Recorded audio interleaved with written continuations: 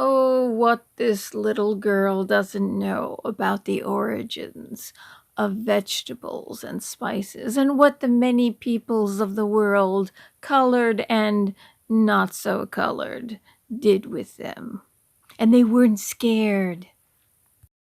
I love too No is worries, we're growing just plants that listening to are this for a culturally moment. familiar to the community I is so won't important. torture you If you for look too all the way long. back there, that looks like composting. It looks like they've got composting going on, which is so awesome too, because composting is really hard to do in a neighborhood like this. We just don't have the pickups and the ease of it that a lot of other communities have. So that's really how you do it right. That is such a core component of the Green New Deal, is having all of these projects make sense in a cultural context. And it's an area that we get the most pushback on, because people say, like, why do you need to do that? That's too hard. But when you really think about it, when someone says that it's too hard to do a green space that grows yucca instead of, I don't know, cauliflower or something, what you're doing is that you're taking a colonial approach to environmentalism. And that is why a lot of communities of color get resistant to certain environmentalist movements, because Okay, stop. Now I could put these on and I could talk like and use like a lot. Well, she's so wrong. I'm going to tell you something about cauliflower and some things that people of color have done through the ages. I'm sure you've heard this rant ad nauseum at this point, and I don't need to show that to you again. But I'm going to make some points like that. Miss AOC doesn't know. Know how she said the word cauliflower, which is funny because since she's a Latina, she should know. Even the word Latina, notice that the I sounds like an E, yet she said cauliflower instead of cauliflower. You think she would have said cauliflower, like a Latina would say it. But it's really funny because if you go to Mexico, for example, it's funny because she's from Puerto Rico, and I know a good friend of mine is Puerto Rican. He's got a PhD, and his daughter is a lawyer, and his other daughter. They are extremely well educated. They're extremely intelligent, and they're just leaps and bounds ahead of me in so many ways. And I can't believe that Puerto Rico produced anything like this, because I have a completely different view on Puerto Ricans and Puerto Rico. I should know how to roll that R since I'm a Latina myself. But did you know, well, let's say people of color, the native peoples of the Americas, what they did was, how they say that, they know how to work the land and they know how to take care of the land better than the white people do. Well, what they didn't do was crop rotation.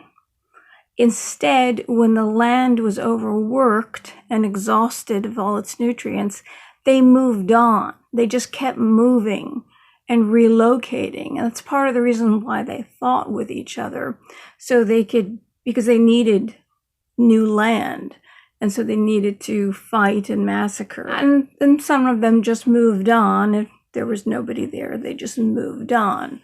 But there was a lot of fighting, a lot of massacring.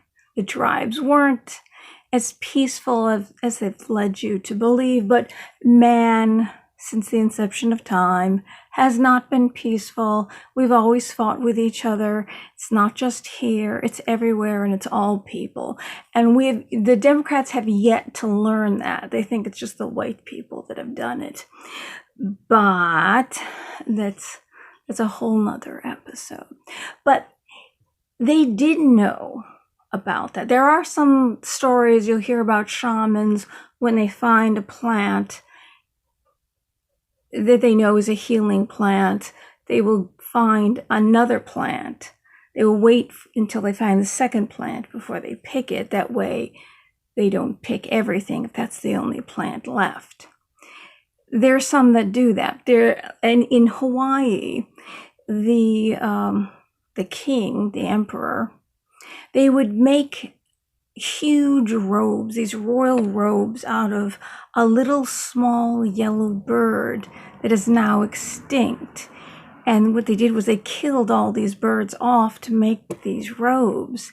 And they didn't realize, and I know this, because I asked a question from somebody who is a Native American, who is able to look at things critically and say that Native Americans weren't perfect. What they thought was that the gods would keep giving them these birds. They would never go extinct. You know how they always blame the white people for making things extinct? Though they don't tell you that, I really don't wear glasses, they really don't tell you that 98% of all the species that have ever been on this planet have gone extinct. And that's one species that has not yet gone extinct. But let me get back to you. He's barking on the patio. Well, needless to say, little did they, well, they didn't know. Even though there were shamans and there were priests and all that. And you know, it was the shamans and the priests that did all that sacrificing in the Americas, mostly South America, but also in North America.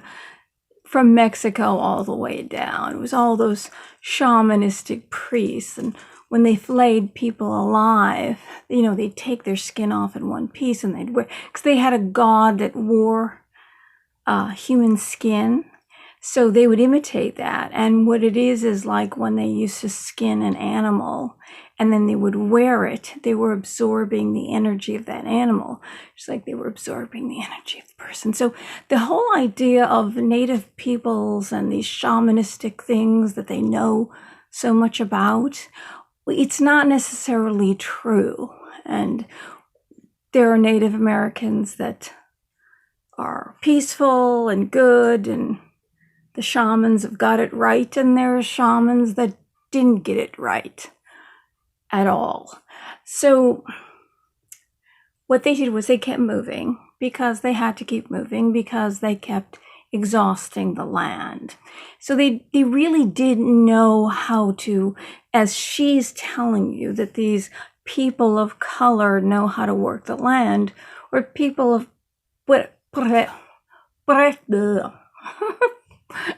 if I heard the word Puerto Rico from anyone else but Ocasio-Cortez, I could say it. But I'm a little bit off listening to her. It's just like the words spin around in your head. Well, the peoples of the Americas are mostly a mix of Spanish, Italian, there's Germans, there's all sorts of different people that came to the Americas that are now considered all Hispanic and people of color. And some of them have very little native in them.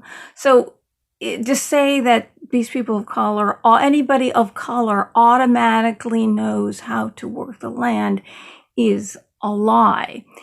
Well, or imposing a new vegetable, like I'm listening to her, like when coriander came to Mexico. See, coriander is indigenous to Asia. It's a spice, but also the plant is cilantro, and it's called Chinese parsley, and they use it all over India.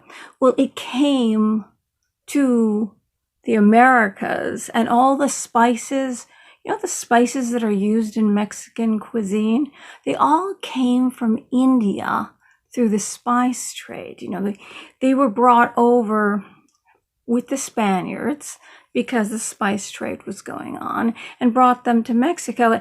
And somehow the Mexicans, the people of color, though all these things were foreign and scary, they knew how to use them, and they knew how to use them very well. Now they had the tomato and even the onions. I mean, these things of onions that came in from Europe, yet the people of the Americas knew how to take the cilantro and the cumin and all the different spices. They knew what to do with them, and they invented a whole new cuisine. They weren't afraid of these spices or these vegetables. And then pomodoro, which means apples of gold or tomatoes, they left Mexico green, and they arrived in Italy. When they arrived in Italy, they were gold. They didn't turn red yet. So they were called apples of gold. And the Italians weren't afraid of these apples of gold. In fact, they figured out how to use these foreign, scary vegetables that she's saying you shouldn't have to. The reason why people of color are rejecting environmentalism, yet at the same time she's saying that the people of color know how to work the land and grow. We're natural environmentalists, and they already know about environmentalism, yet if you give them cauliflower, it's going to remind them of colonialism. Everything she's saying makes absolutely no sense. She's contradicting herself completely. Either they know already about environmentalism and they won't reject your Green New Deal, even though it involves tearing everyone's house down, taking away all the automobiles and the airplanes, rebuilding every building so it's basically a cement row house, and then building high-speed rails, and then everything that you tore down, you're going to have to dump somewhere. And that's not environmentally sound. And right now it's 93 trillion, but at the end of this, she says it's going to take 10 years because the world is going to end in 12. But now she's saying that you would have to be, have the intelligence of some kind of a summer squash or something like that, if you believed what she said, though she scared all the little children. And she was telling, as she was making her sweet potato chili, about how all the people, especially all the white people, need to stop having children, which is what all the white people are doing. But the people who are the real Americans that are coming over to this country, this is what she said. This is what she said. All the real Americans who are flooding this nation are the ones that are filling up all the housing that we have for poor people who are Americans. They come here and then they mass produce children. So we're not supposed to have children, and she's scaring us into not having children. But the real Americans who are coming over are the ones that are, and nobody is going to tell them to stop having children. But every one of their children, every single one, is going to get paid for and get free medical care. And also everybody who's coming over from the Middle East that we're taking in as refugees, they can have as many children as possible, and they have 8 to 10 children each, because one of the things is they have more than one wife. But those are all people of color. Since they're all people of color, they already know how to work the land, and they know about all this environmental stuff. So you don't need to force the Green New Deal on any of these people of color. But getting to cauliflower especially, I think cauliflower is really funny, because the people of India, who are people of color, use, even in China, all over Asia, they use cauliflower. And it's really delicious. They either use it in vegetable pakora, which you take chickpeas. In Italy, we call them ceci beans. Chickpeas, and you ground them down to a flour, And I do it all the time. Add some lemon juice to it, and then you can make a lovely sauce out of the spices or chutney, and anyway, you coat it with this, and then you deep fry it in this chechi bean or chickpea flour after garbanzo beans. It's the same kind of bean. Depends on what country you come from. Though it can be confusing because if the names are different, I'm sure it's going to confuse the people of color, and they're not going to want to be environmentalists. They're going to reject the Green New Deal. I think these people of color will reject the Green New Deal because it's horrible. And if they come to this nation, they're flooding this nation, and then they see this Green New Deal taking place, they're going to run away from America really fast. In fact, I think they're going to run to Asia, where people are more normal. And there's no Green New Deal, and there's no environmental regulations in any of those third world countries. So anyway, with cauliflower, you make a chaunch using Indian spices, and I suggest go buy some MDH spices. You can, if you go to an Asian store, or sometimes you can get them on Amazon, but they have a whole array of Indian spices. You can just any box, and it's pre-mixed. It's really easy. Then you use some ghee, which is clarified butter, or you can use oil. You can use straight oil, but ghee is much more delicious. And then you fry the spices. And then after the spices are fried, they become very fragrant. It's like a bouquet, like a perfume goes around the house, and you fry the spices. And then you put the cauliflower in, and it's absolutely delicious. And if you go to in this country, if you go on Sunday mornings to a Hare Krishna temple, they will cook all this food for you for free, and it's all vegetarian. You're totally vegetarian. And if you're concerned about that, and I know she's concerned about that, being a vegan, but they see all of these people of color know how to use cauliflower already. And in fact, most of all the stuff that we have in our cuisine that's really great comes from Asia, from places of people of color. And like I said, it came from Asia to Mexico, and the people of Mexico, who were part Hispanic and part native people of the land, weren't afraid of these spices or these new vegetables, these new things, and they created a whole cuisine, which I love, which I would prefer eating than any other cuisine on earth. And like I said, the Italians weren't afraid of the tomatoes. See, these things went and then when the spice trade, you see, we had a spice trade, and all these foreign spices came from South Asia into Europe, and Europe loved it.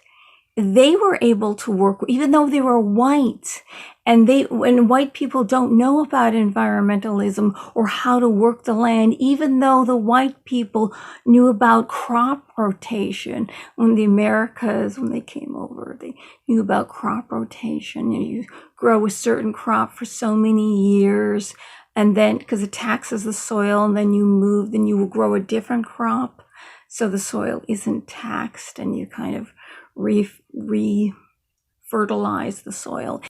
Crop rotation.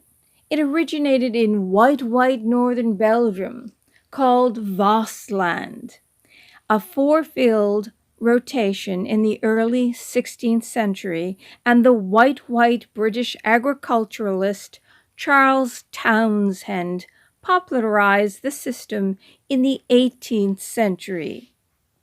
And where did those darn colonialist, white Europeans originally come from? They came through the Middle East, and they populated Italy. Italy was originally populated from the Middle East, just like Greece and Turkey. And then the Ice Age killed off most of Europe. And in fact, it was the people of southern Italy that actually repopulated Europe. So this is, so the people of Europe, though they're white, all kind of originally came from the Middle East. And those people are the ones that invented crop rotation. So this whole idea of white people not knowing anything and being afraid of environmentalism. Actually, the whole idea that white people are different from people of color is kind of crazy because they got lighter because there was less sun where they were. So the melanin production dropped. And that's the reason why they're so white, not because they're defective. It's because where they ended up living. So the whole idea of people of color knowing more than people who have less color is bullshit. Everything she says is bullshit.